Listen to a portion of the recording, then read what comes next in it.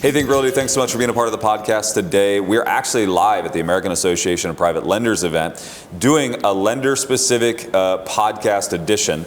And so we've got a great guest here in just a second. But before I get there, I want to say thank you to our podcast sponsor, which is Real Property Management. Working with the right property management company can put more money in your pocket, not less. Real Property Management provides a higher standard of property management to make sure you're maximizing the return on your investments. Experience the real difference with Real Property Management. Visit Real Property MGT. That's realpropertymgt.com. Well, very good. We've got a great guest today. No stranger to this space, both Think Realty and AAPL. Mark Burch with Templeview Capital. Appreciate you being on the show today. Happy to be here. Yeah. So you just flew in from DC. Yeah. And you reside on the east coast of the country. We're actually out in Vegas right now. But Templeview is a nationwide lender. So if you don't mind, just give the audience, which are real estate investors, an overview of Templeview, yourself, and kind of get us kicked off that way. Well, I've been with them since they started. Yep. Templeview has always been a very vast company that kind of started in the default space. Mm-hmm. We kind of learned the market from inside out, essentially. Yep. And we created products to help that investor grow, scale. We are a national lender. We're in almost all the states, minus the Dakotas. And we specialize in ground up construction, fix and flip, bridge, and we have a very elaborate DSCR product. Yeah, very good. So obviously we've seen a lot happening in the marketplace as of recent days. We've seen an election that was tumultuous and kind of crazy. A lot of things being stirred up from the economy. What are you seeing in the marketplace today for real estate investors from a lending perspective? Is there any uniqueness as to what we're going through right now? Inventory's down. So fix and flip. Most people have moved to ground up construction, bigger, commitment, bigger upside, essentially. Land development is in high demand. So we've seen us kind of look at our customer base and then figure out really how to put products in their tool belt to grow, to scale, and to take advantage of where the market deficiencies are. Yeah. And so you're seeing still a lot of people. I mean, it's funny because beginning of the year they were saying we're 7 million homes underbuilt. Then the economy kind of shifted we're maybe only 2 million homes underbuilt. I think the reality is we're still 7 million homes underbuilt. There's just a lot of people that can't afford houses, right? And so where that demand might not be poking its head up a lot, it's because people can't afford down payments or whatever it is. So still massive issues with inventory. Like you said, there's not enough inventory on the market to flip and bring back into the marketplace. And so this ground up construction model is working really well for real estate investors. Are you seeing that taper off at all? Or are you still seeing the speed of that continue to increase? I mean, are you guys lending more and more and more on ground up construction? Oh, it is taken off. I mean, A lot of the build to rent guys are seeing that too. Mm-hmm. And so doing build to rent, and then they're doing a couple of specs and to sell, to just recapitalize and move on. We have a lot of those customers. They want to pay off their construction loans, and then they'll do a permanent loan with DSCR. Maybe they use us on a spec basis on a bigger house. But yeah, they are definitely as busy as I've ever seen it, because really that's where the product is. I mean, when you look at fix and flip, I mean, across the board, everyone's pretty much down because, like I said, most of the hedge funds are buying these things in default. They're buying the notes, they're working them out to make them into rentals. So inventory is just getting gobbled up by people with a lot of deep pockets. Yeah.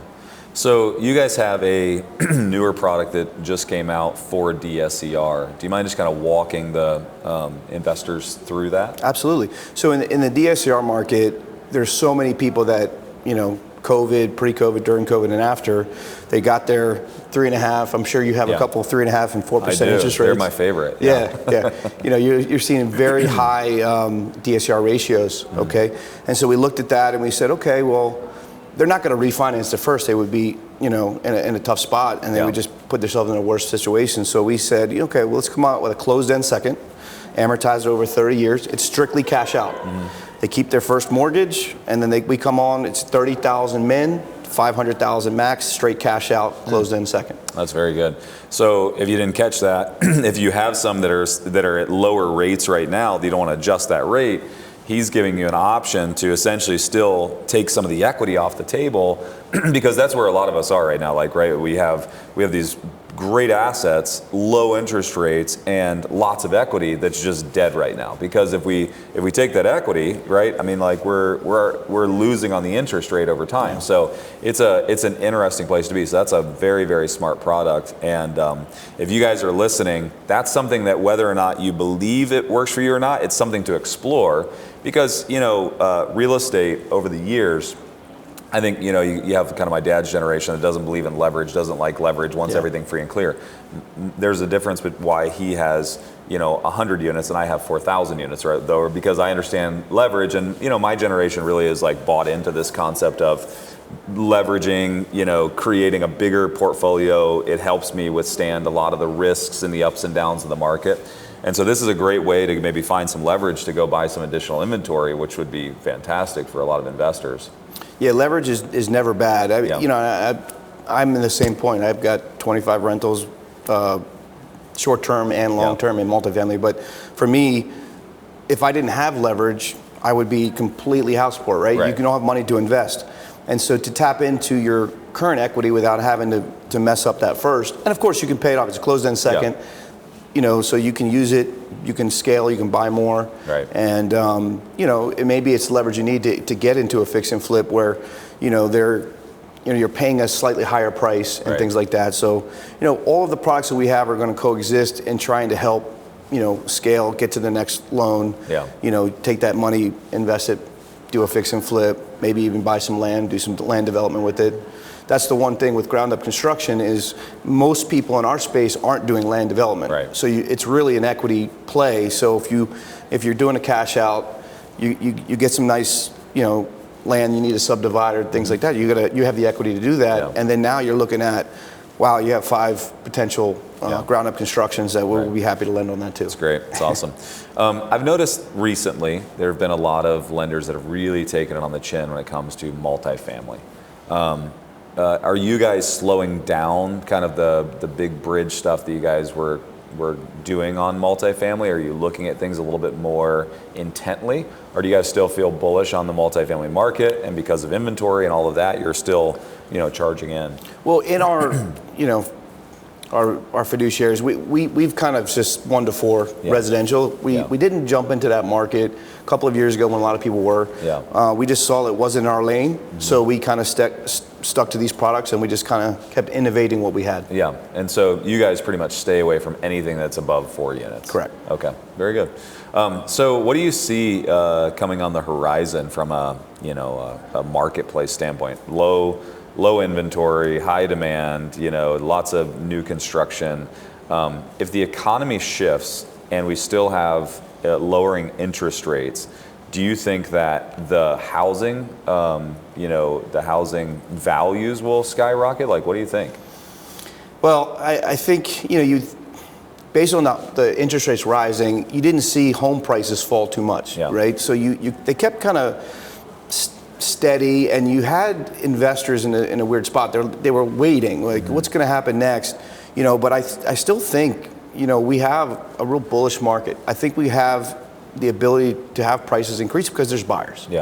And maybe they're institutional, or maybe they're people that want to buy their first house. So, you know, investors that I know, they're actually breaking in a little bit. They're being creative, but we see the luxury market, where we thought was going to be completely dead, kind of blow up. You know, because in the markets that we lend in, Vegas is one of them. I mean, we see that over $2 million house flipper who's taken a perfectly good house, you know, that, you know, someone would buy and be happy living in that house, but then they're putting $1 million into it, and they're creating something worth $5 million because no one else has had that. They have, you know, really artistic architects that are just putting their brand on these things, and we're seeing people gobble these things up. You know, they're on the market 1 or 2 weeks. They probably have buyers for them because of the pre-market prior to even finishing.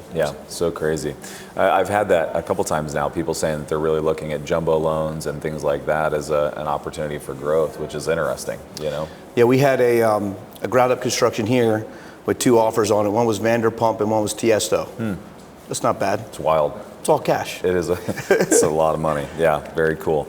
Awesome. Well, I appreciate what Templeview does. Appreciate you being a part of the conferences. What are you hoping to get out of the AAPL conference this weekend?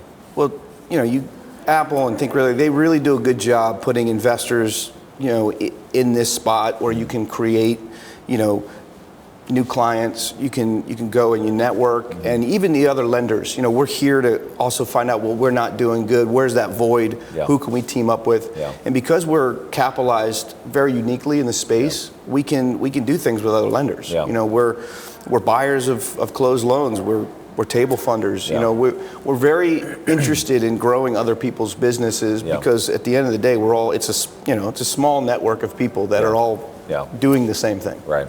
From Templeview, last question, and I know we got to wrap up the podcast, but last question. There's a lot of people that are moving into the brokerage space where, they were brokering maybe houses, they were wholesaling, and now they're kind of doing a bunch of deals, and now they're kind of coming over to the private money space. Does Templeview offer, like for a real estate investor that wants to get into brokering capital, do you guys offer a program for that at all? 100%. That's kind of where our focus is. I'm a business development manager.